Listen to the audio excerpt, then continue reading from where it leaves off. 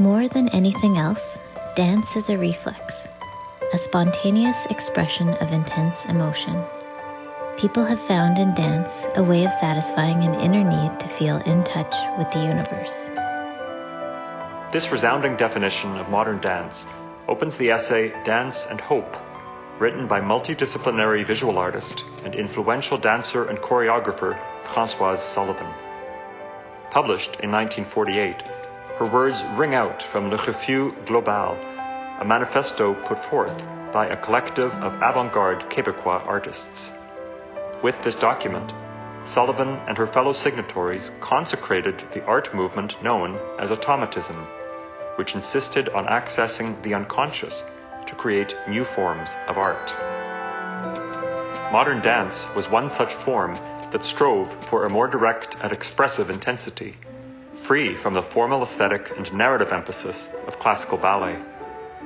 By the late 1940s, this new movement had gained traction in Montreal, with several schools established throughout the city, including one at McGill. Credited dance instruction began at McGill in 1928 under the auspices of physical education classes for women. American émigré Thelma Wagner, hired as a phys ed instructor in 1937, became a key figure in McGill's nascent dance scene. She taught techniques learned from the most recognized names in modern dance, including Hanya Holm, Martha Graham, Doris Humphrey, and Charles Weidman. Wagner invited Humphrey and Weidman to lecture and perform at Moyse Hall on December 4th, 1937. This event, open to McGill students and the Montreal public, laid the groundwork for McGill's Modern Dance Club, which Wagner started the following fall semester. The ever-innovative Gordon Weber, an architecture and fine arts instructor at McGill in the late 1940s, encouraged his students to use dance to understand architectural space and movement. Consequently, two of the first three women graduates of McGill's architecture program in 1945 designed spaces related to dance. Sylvia Lois Chaplin designed a theater fire curtain as part of her final project, and influential modern city planner and architect Blanche Lemko van Ginkel published a plan for a dancer's studio as part of her student work in 1942. A significant turning point in Canadian dance history was a sold-out performance by Françoise Sullivan and Jeanne Renaud at McGill's Ross House in spring 1948. Then, between purposes, the Victorian mansion was previously a private house, a military barrack, a men's dormitory, and soon to become the home of the Faculty of Law.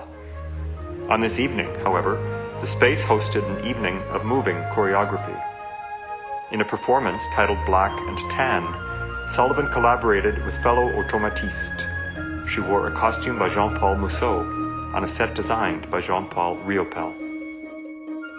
Benefiting from the growing appreciation, McGill's Modern Dance Club initiated an annual spring concert at Moyse Hall in 1954. Original choreography by junior and senior troupes was showcased, as was work by the newly formed men's group, made up of 6 male architecture students. Balancing gracefully between physical education and legitimate art form, all while contending with social expectations, these young dancers and their intrepid instructors were steadfast in their convictions. They knew, as does Françoise Sullivan, that dance is a form of self-discovery, a way to carve out one's place within the universe, and a university.